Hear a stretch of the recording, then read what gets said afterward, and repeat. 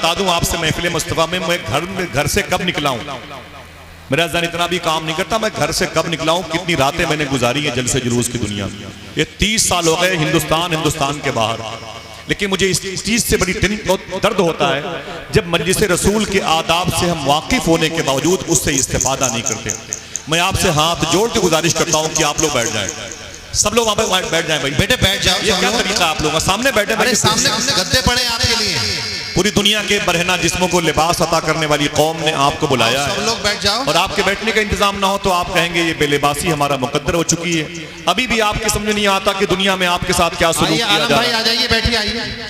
आपको हुजूर की मजलिस के आदाब मालूम है, उसके बावजूद भी उस पर अमल नहीं करते। सब लोग बैठ जाओ बेटे, आगे आगे। जब तक सांसें जिंदा है तब तक तो आप या रसूल के नारे लगा लो। सब लोगों से गुजारिश है, आगे आके बैठ जाएं, आ जाइए। ये मोहब्बत की महफिल है। बहुत शुक्रिया। बैठोगे नहीं तो भाई बात कैसे सुनेंगे आएगी। नफरतों के माहौल में, चीखती हुई फिजा में, सिसकते हुए माहौल में अब भाई बातें अब बंद कर दें सब लोग। इधर देखें आप लोग, कौन है आपका मदावा करने वाला, कौन है आपकी आवाज को बुलंद करने वाला, कौन है आपके जले हुए खेमे तक पानी लेके जाने वाला, कौन है इस वक्त। आप नहीं बैठोगे तो बताए कौन। एक ही चीज है, सरकार महबूब इलाही से किसी ने कहा था हुजूर हमें टेंशन बहुत होता है। हाजी साहब बेटा, सरकार महबूब इलाही से किसी ने कहा मुझे टेंशन बहुत होता है। आपने फरमाया उसका इलाज है कि मोहब्बत करो। नहीं समझ में आया? आपने फरमाया उसका इलाज, बोलो क्या है? उसका इलाज मोहब्बत करो। उसने कहा अगर ये दवा भी शूट ना करे तो फरमाया थोड़ी सी मिकदार और बढ़ा दो, थोड़ी सी दवा और बढ़ा दो और थोड़ी सी मोहब्बत करो। इन पत्थरों के मुकाबले में आपको अपने हाथों में गुलाब के फूल रखने पड़ेंगे।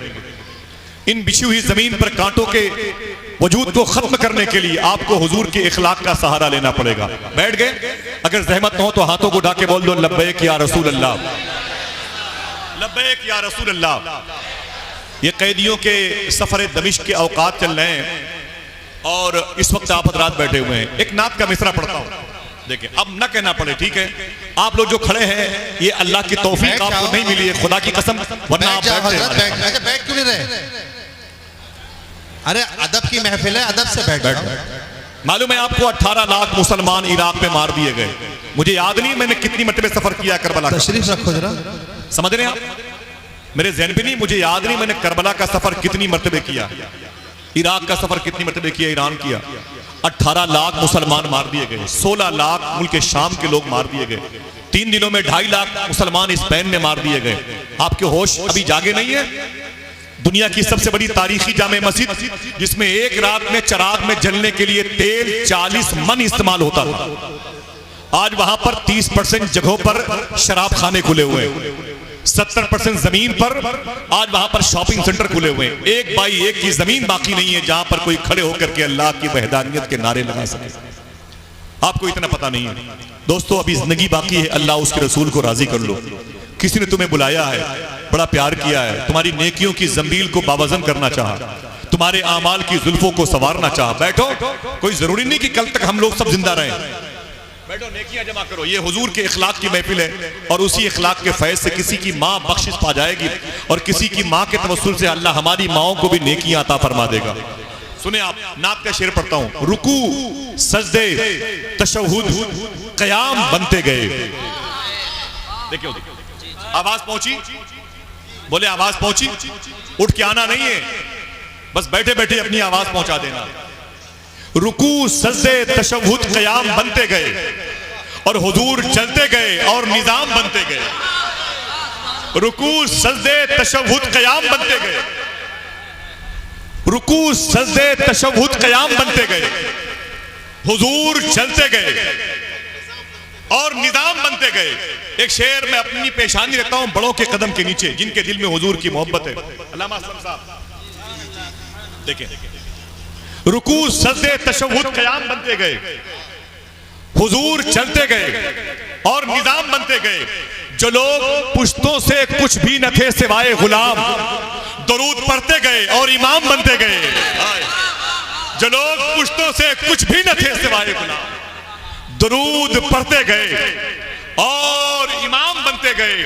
बस एक नामे मोहम्मद चुना गया और फिर इस एक नाम से सब नेक नाम बनते गए, इस एक नाम से सब नेक नाम बनते गए। एक ऐसा शहर जिसे इलाहाबाद कहा जाता है। इलाहाबाद का नाम सुना है आपने? आवाज पहुंची? जरा रहमत हो तो हाथों को उठा के बोल दो लब्बैक या रसूल अल्लाह। अल्लाह आपको सलामत रखे, आपके माँ बाप को बख्शिश पाने वालों में सलामत रखे। इलाहाबाद का नाम सुना है आपने? ये बड़ा मुबारक शहर है। इस शहर के बारे में सरकार मुजाहिद मिल्लत ने फरमाया था कि ये शहर सानिए बगदाद है। इस शहर में वो अल्लाह के दरवेश लेटे हुए हैं, अल्लाह के वली लेटे हुए हैं, जिन्होंने 22 साल तक गौस पाक के लिए वजू के लिए पानी का इंतजाम किया, जिनके बारे में गरीब नवाज सरकार ने फरमाया अगर किसी को मेरी बारगाह की मकबूल हाजिरी चाहिए तो उसे चाहिए इलाहाबाद के मुनव्वर अली शाह के रोजे पे हो के आया कर। समझ रहे? उसी शहर इलाहाबाद का एक नात खां जो गौस पाक के शहजादे हुजूर से शबाहत मियां शाह साहब किबला की खिदमत के लिए वो हमेशा कोशा रहता है, मुहतरम आकिब रजा इलाहाबादी। मैं गुजारिश करता हूं कि नात हो या मनकबत हो, अगर सोजे दुरू की आवाज है तो उसका असर भी दिलों तक हुआ करता है। इस्तकबाल कर ले नारे तकबीर, नारे रिसालत, मजलिसे इमाम हुसैन, आशिकाने इमाम हुसैन, फैजाने सरकारे गौसे आजम, अजमते गरीब नवाज, मुहाफिजाने मसलके आला हजरत, उम्र भर सर बुलंद रखता है। ये जो अंदाजे इनकिसारी है, हमने रोशन तो कर दिया है चिराग, अब हवाओं की जिम्मेदारी है।